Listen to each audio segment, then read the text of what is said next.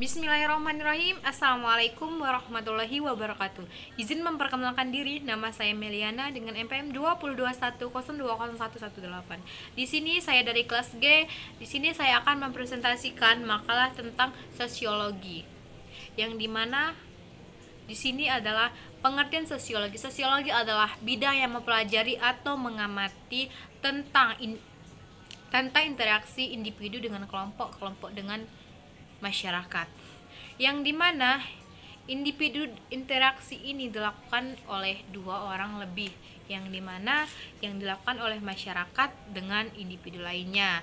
Selanjutnya, adapun bidang-bidang dari sosiologi itu, yang pertama itu adalah sosiologi politik, adalah suatu interaksi yang dilakukan oleh individu ataupun kelompok untuk mencapai tujuan. Jadi kita itu dalam mempelajari ilmu sosiologi itu, kita itu pasti memiliki tujuan, yang dimana tujuannya itu memiliki tujuan seperti untuk mendapatkan kedudukan dalam suatu kelompok tersebut. Contoh, kita akan melakukan tujuan apa? Contohnya kita akan menjadi ketua DPRD. Nah, kita itu pasti memiliki tujuan kan, makanya kita melakukan adanya interaksi antara masyarakat ataupun dengan individu lainnya, karena kita memiliki tujuan. Tujuan kita apa? Kita untuk mencapai yang namanya apa sih, yang namanya untuk mencapai sebuah kedudukan, menjadi contohnya kepala DPRD contohnya. Nah, selanjutnya untuk ada pendapat para ilmuwan yang mengatakan bahwasannya menurut Auguste Comte. Nah, menurut Auguste Comte ini, sosiologi itu merupakan cabang ilmu yang mengenai masyarakat atau struktur pada masyarakat tersebut. Nah, jadi Auguste Comte ini mendefinisikan bahwasannya ilmu sosiologi ini adalah ilmu yang berkaitan dengan struktur masyarakat. Nah, sedangkan ilmu menurut Auguste Comte ini adalah ilmu yang mengenai suatu kekuasaan ataupun negara, pengambilan keputusan dan kebijakan dan pembangunan aksi.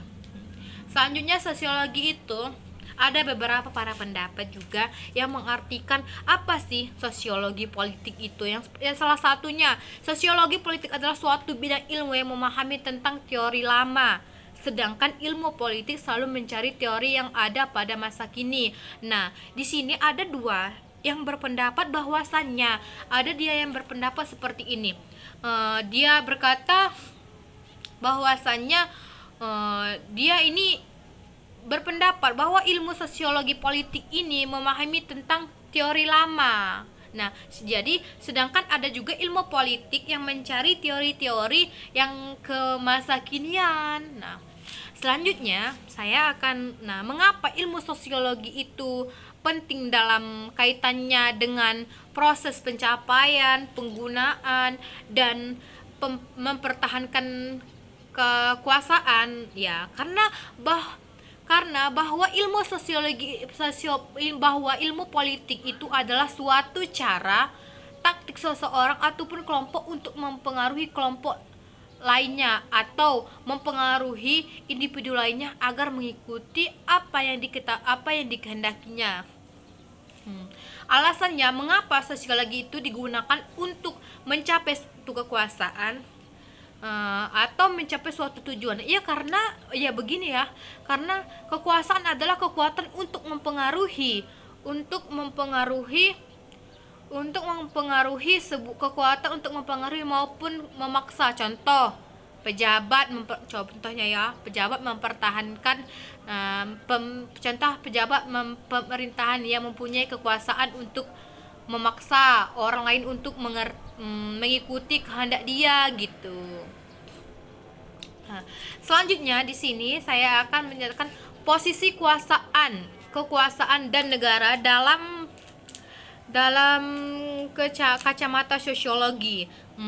Selama ini kebanyakan menyangkut tentang bahwa negara lekat dengan kekuasaan.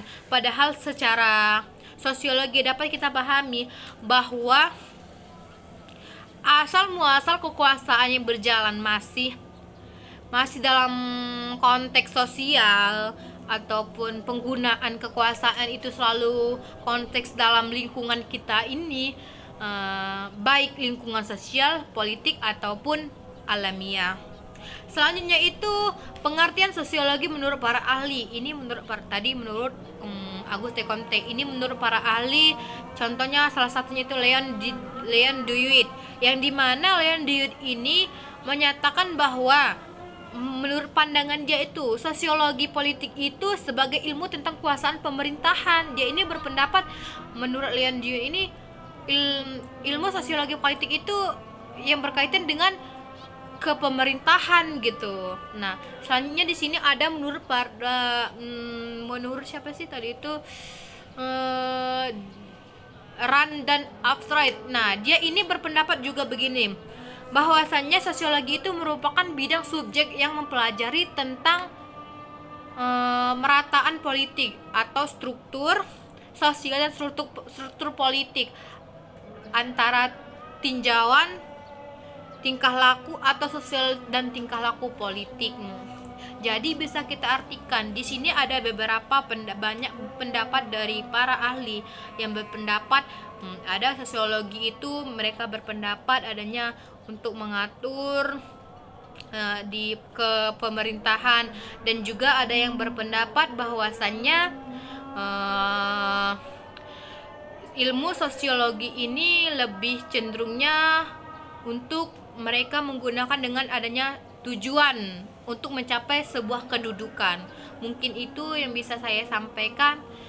Lebih kurangnya saya mohon maaf, kepada Allah saya mohon ampun. Saya akhiri, wassalamualaikum warahmatullahi wabarakatuh.